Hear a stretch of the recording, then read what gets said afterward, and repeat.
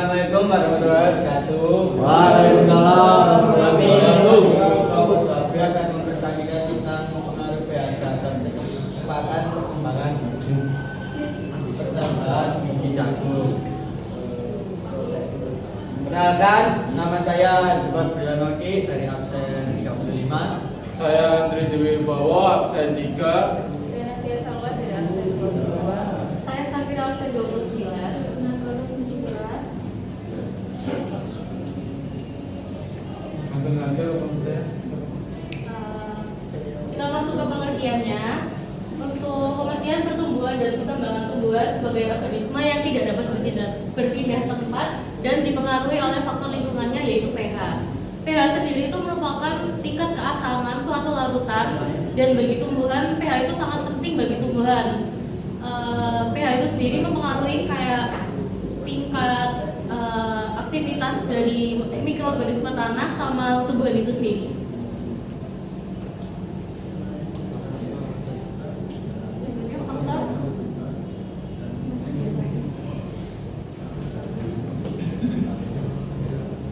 Jadi ada dua faktor yaitu internal sama eksternal. Faktor internal itu ada hormon dan gen. Hormon ini yang pertama hormon auksin.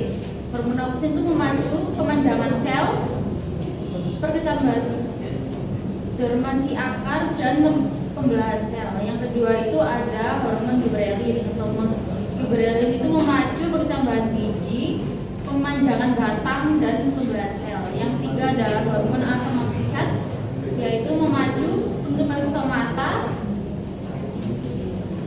dormansi biji dan respon terhadap stres. Yang kedua yaitu ada gen. Gen itu mempengaruhi bentuk tubuh, warna dan buah pada tumbuhan.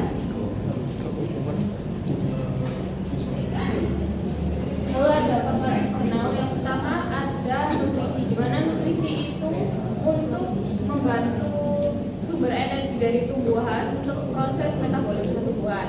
Terus yang kedua ada cahaya matahari. Nah, cahaya matahari ini untuk tumbuhan untuk proses fotosintesis. Terus ada air dan kelembapan. Air dan kelembapan itu untuk makanan tanaman itu. Terus ada suhu. Nah, suhu itu menunjukkan bukti nyata bahwa proses penguapan fotosintesis itu dipengaruhi oleh suhu. Terus ada tanah yaitu tempat untuk perkembangan tumbuhan. Jadi pertumbuhan pada tanaman yang disiram dengan air biasa yang ber-pH netral dengan pH -7 itu tumbuh dengan optimal. Yang kedua, tanaman yang disiram dengan air larutan cuka itu ber-pH rendah dengan pH -3 itu tumbuhnya lambat, sangat lambat. Yang terakhir, tanaman yang disiram dengan air sabun yang ber-pH tinggi dengan pH -9 itu tumbuhnya cenderung lebih lambat, tapi ya cenderung tumbuh lebih lambat daripada yang disiram cuka. Terus perbedaan pertumbuhan di tanaman itu dikarenakan pH asam tertentu itu merangsang pertumbuhan tanaman jagung, di mana pH rendah itu akan membuat pertumbuhan tanaman menjadi lebih lambat, sedangkan pH yang lebih tinggi atau netral itu membuat tumbuhan menjadi lebih cepat atau optimal.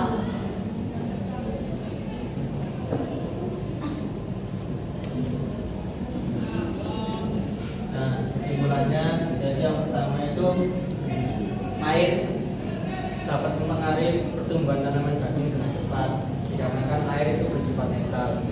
Terus yang kedua itu air yang berbeda itu sangat mempengaruhi pertumbuhan tanaman jagung dikarenakan seperti air cuka, air sabun itu memiliki pH yang berbeda-beda, jadi dapat mempengaruhi tanaman jagung.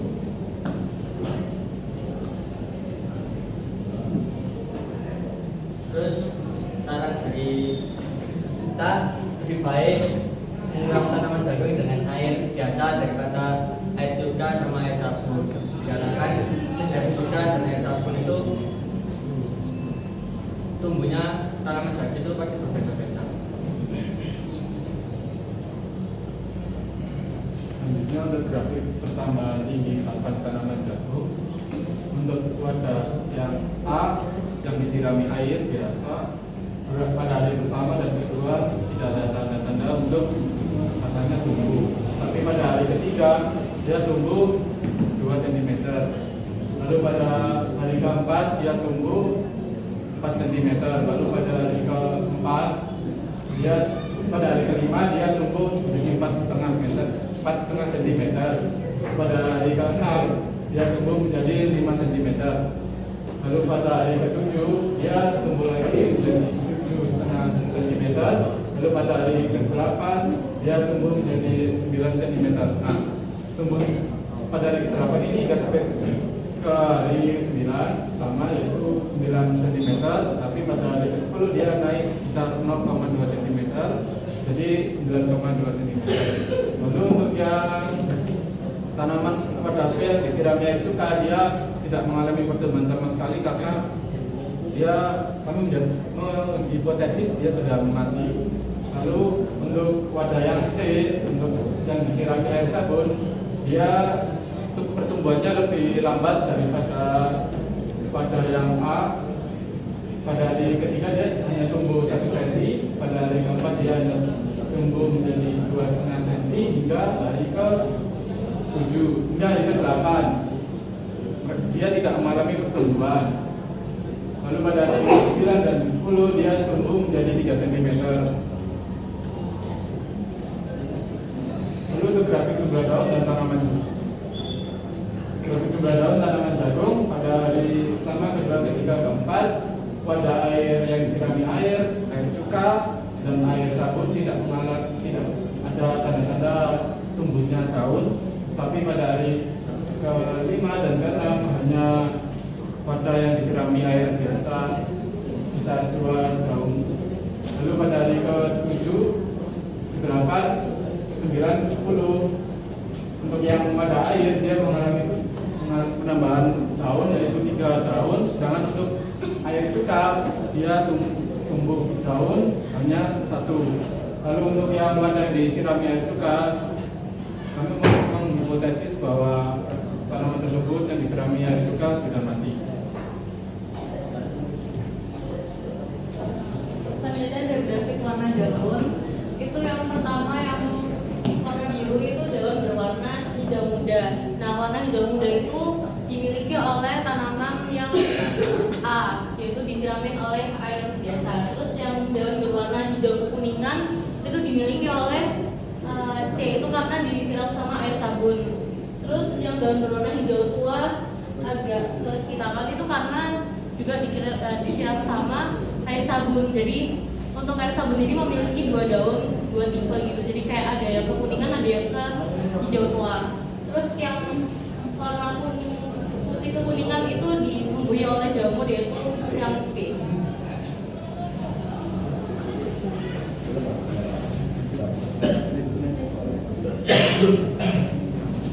Apakah ada yang mau bertanya? Saya Zawa, absen 34 ingin bertanya. Saya mohon untuk Elder untuk kembali ke slide yang analisis data.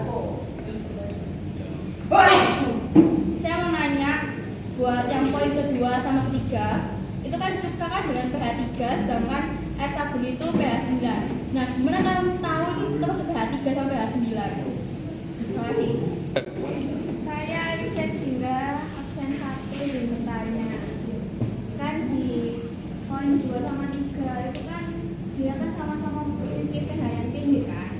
Nah, pada pertumbuhan yang grafik, coba yang grafik. Nah, yang grafik itu kan ada air sabun, air cuka sama air sabun. Air sabunnya itu kan mengalami pertumbuhan kan. Tapi yang air cukanya kan enggak mengalami pertumbuhan kan. Tapi keduanya itu sama-sama memiliki pH yang tinggi. Kok bisa air sabun itu mengalami pertumbuhan sedangkan air cuka enggak?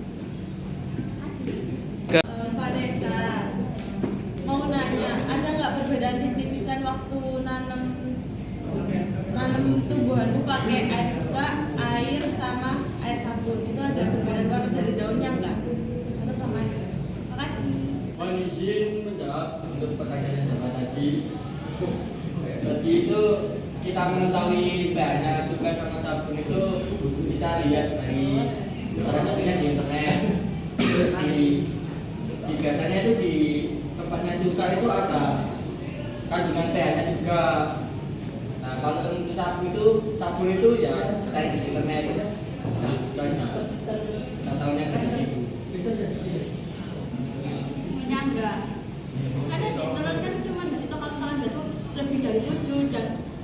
7 kan nggak tahu itu signifikannya itu 3 apa 9 apa 1 apa 2 kan nggak tahu ya. Kebanyakan kita cari hasilnya itu 3 sama 9 sebetulnya. Pasti ya. Aku mau izin saya menjawab ini pertanyaannya juga. Untuk yang karena pH cuka lebih rendah dibandingkan air sabun yang menyebabkan tanaman menjadi mati dan tidak tumbuh. Lalu untuk yang air sabun memiliki pH yang tinggi yang menyebabkan tumbuhan tanaman jadi tidak stabil dan lambat. Nah, untuk yang air dia ini kan netral, jadi ya lebih cepat tumbuhannya.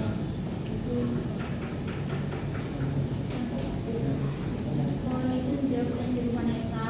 Jadi ada perbedaan yang signifikan.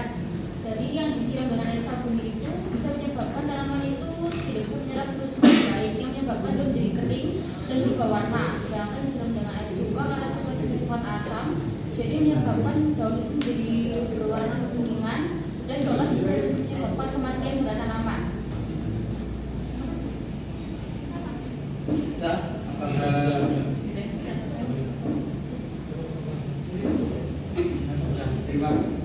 terima kasih dari kelompok ini. Ini pasti